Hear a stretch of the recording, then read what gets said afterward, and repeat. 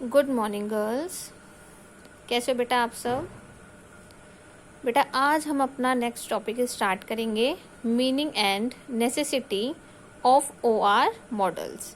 मैंने last time आपको जो टॉपिक कराया था उसमें मैंने आपको फेजेस समझाए थे, फेजेस ऑफ ओआर मॉडल। ठीक है, तो उसमें आपने फॉर्मुलेशन और मेंटेनेंस, इम्प्लीमेंटेशन, वो सब कुछ पढ़ा था। आज हम क्या पढ़ रहे हैं? मीनिंग और नेसेसिटी पढ़ रहे हैं ओआर मॉडल्स की, कि ओआर यानी कि ऑपरेशन रिसर्च में हमें मॉडल्स की ज़रूरत जो पड़ती है, उनके मीनिंग्स और उसकी नेसेसिटीज़ क्या हैं। चलो देखो, a satisfactory formulation of the problem is an important requirement in OR.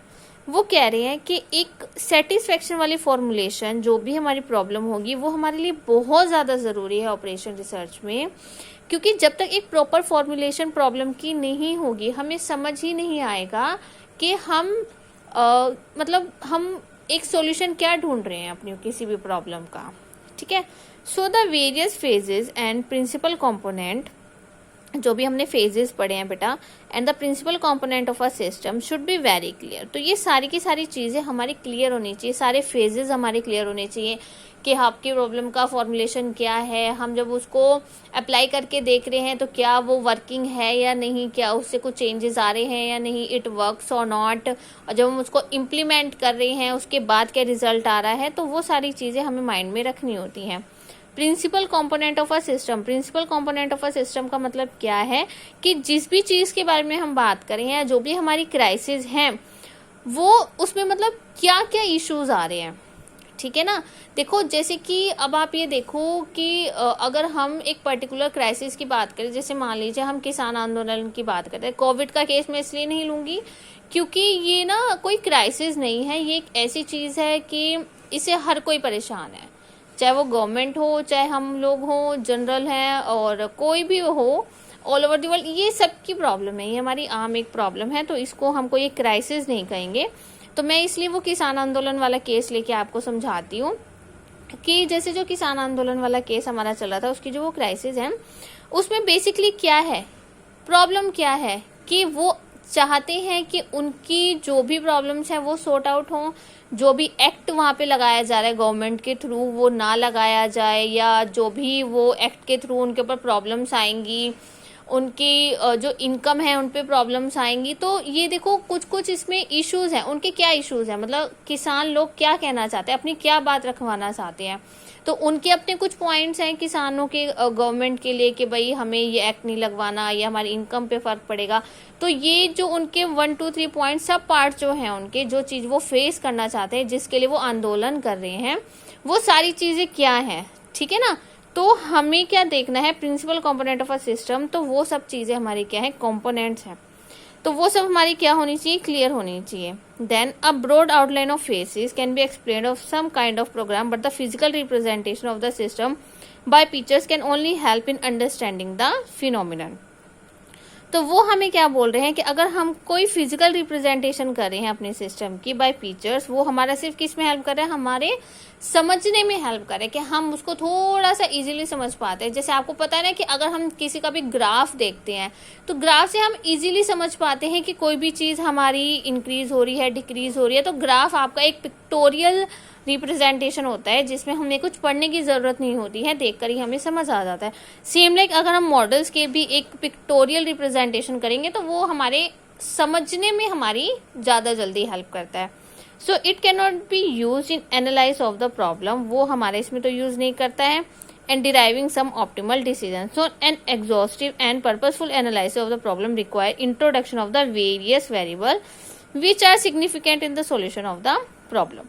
तो बेटा हमने क्या करना है, जब भी हमें सॉल्यूशन चाहिए होगा हमारी किसी भी प्रॉब्लम का, उसमें हमें क्या करना होगा, वेरियस वेरिएबल्स हमें लेने होंगे और उनकी हेल्प से हम अपने सॉल्यूशन तक पहुंच पाएंगे। So some of these variables may be control and some may not be control, कुछ ऐसे होंगे जो कंट्रोलेबल होंगे, कुछ ऐसे होंगे जो नहीं होंगे।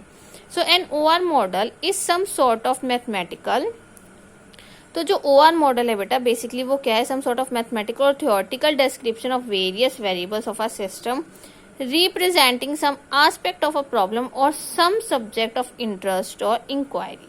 तो इसमें बेसिकली ये हमारा एक मैथमेटिकल है, ठीक है, और थियोरटिकल डिस्क्रिप्शन भी है जिसमें हमारे पास काफ़ी सारे वेरिएबल्स होंगे जो हमारे रिप्रेजेंट करेंगे हमारे aspect of problems.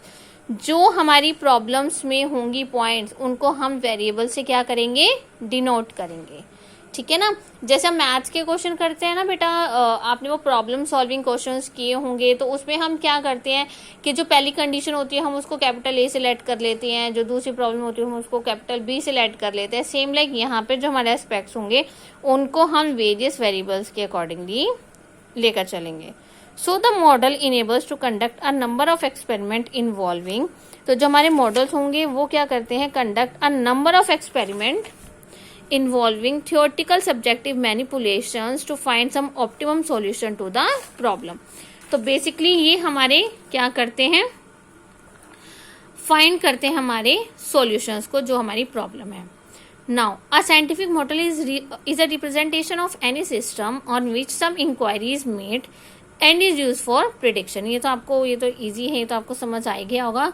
Its primary function is explanatory, जो हमारा इसमें प्राइमरी फंक्शन होगा वो एक्सप्लेनेटरी, यानी कि हम उसको एक्सप्लेन कर सकते हैं लेकिन हम उसको डिस्क्रिप्टिव, यानी कि वो हमारा डिस्क्रिप्टिव नहीं है।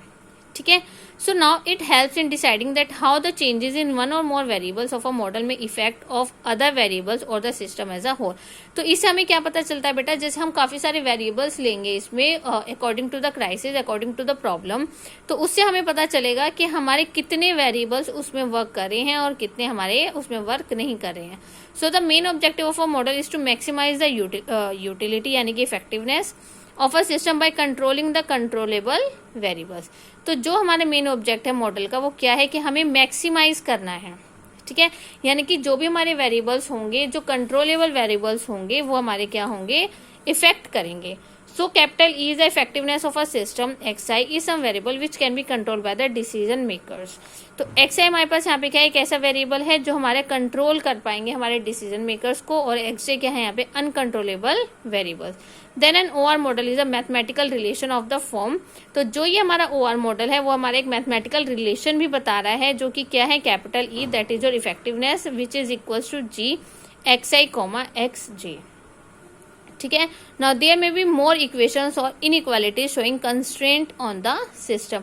तो इसमें हमारे पास काफी सारी इक्वेशंस होंगी या फिर इनइक्वालिटीज होंगी। इनइक्वालिटीज आपको पता है ना, ठीक है, showing constraint on the system, जो हमारा क्या शो करेगी, हमारी कंस्ट्रेंट शो करेगी हमारे सिस्टम के लिए। सो जो हमारा उसका सॉल्यूशन आएगा मॉडल का, implies the choice of exercise for which E is maximum और मिनिमम। तो जो इसमें हमारे एक्सरसाइज है, एक्सरसाइज यानी कि वो वेरिएबल जो हमारे डिसीजन मेकर्स के मतलब उनके थ्रू वो हमारे कंट्रोल किए जाते हैं, तो उससे हमारे पास जो इफेक्टिवनेस होगी हमें पता चलेगा क्या वो मैक्सिमम आ रही है या फिर वो हमारी मिनिमम आ रही है। So the incentive to form models in OR may be desire and ability to discover the problems and to provide the urgent solution. So listing of relevant contingencies of a system requires a model to integrate the facts and to find interrelations among the parameters using both theoretical tools and the operational data.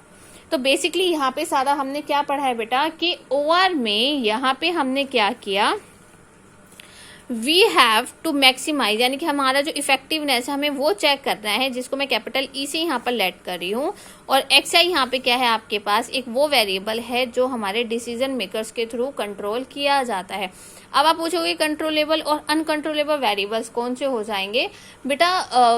आप ये देखो कि कुछ चीजें ऐसी होती हैं, जैसे मान लीजिए जो भी एक्सपर्ट्स होंगे, जो भी हमारी टीम होगी, कुछ चीजें ऐसी होती हैं कि हम उनको कंट्रोल कर सकते हैं, कुछ चीजें ऐसी होती हैं जिनको हम कंट्रोल कर ही नहीं सकते हैं, उनका हम कोई भी सॉल्यूशन ही नहीं निकाल सकते हैं, या फिर जो हम सॉल्यूशन देंगे उनका उसके ऊपर कोई इफेक्ट नहीं पड़ेगा। ठीक है ना, तो उसके अकॉर्डिंगली हमारी चीजें अलग अलग होंगी ना, हम उनको अलग अलग कंसिडर करेंगे। तो जो कंट्रोलेबल होंगी हम उनको एक्स आई से डिनोट करेंगे, और जो कंट्रोलेबल नहीं होंगी that is one is for your X J. ठीक है, तो देखो जो भी हमारी प्रॉब्लम्स होती हैं, है ना, अब जैसे आप मैथ्स में देख लो, आप प्रॉब्लम सॉल्विंग क्वेश्चंस करते हो, ठीक है ना, कुछ उसमें कंडीशंस ऐसी होती है हमारी कि जो नेगेटिव होती हैं अकॉर्डिंग टू आर रिक्वायरमेंट। ठीक है ना, जो हमें रिक्वायरमेंट होती है उसके अगेंस्ट होती है, वो तो हम उनको कंसिडर ही नहीं करते हैं क्योंकि वो हमारी रिक्वायरमेंट में नहीं होती हैं।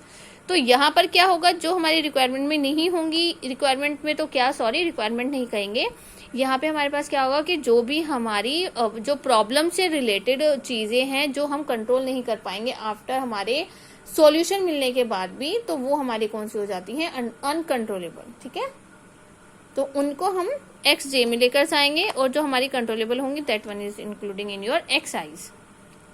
सो उसके बाद हमारे पास जो ऑप्टिमल सॉल्यूशन होगा, ठीक है ना, तो उसके बाद हमें वो कैसे पता चलेगा, आइदर हमारा जो इफेक्टिवनेस होगी या तो वो मैक्सिमम होगी या फिर वो मिनिमम होगी। ठीक है, तो इसमें बेटा इस लेक्चर में मैं आपको फिलहाल अभी इतना ही कराऊंगी। अभी नेक्स्ट लेक्चर में मैं आपको क्लासिफिकेशन ऑफ मॉडल्स कराऊंगी, क्योंकि ये टॉपिक थोड़ा लेंदी है। इसी लेक्चर में अगर कंटिन्यू कराऊंगी तो ये काफ़ी लेक्चर हमारा लंबा हो जाएगा और आप थोड़े से बोर भी हो जाओगे, क्योंकि ये थ्योरी वाला पूरे टाइम देखने में और पढ़ने में थोड़ा सा बोरिंग लगता है, इंटरेस्ट हम नहीं ले पाते हैं। तो ये हम नेक्स्ट लेक्चर में कंटिन्यू करते हैं। आप अभी फिलहाल यहाँ तक रीड आउट कीजिए, कोई भी डाउट होगा you can ask and right your name and roll number in the comment box, तभी अटेंडेंस आपकी डेली लग रही है, अदरवाइज मैं आपकी अटेंडेंस काउंट नहीं करूँगी। Thank you.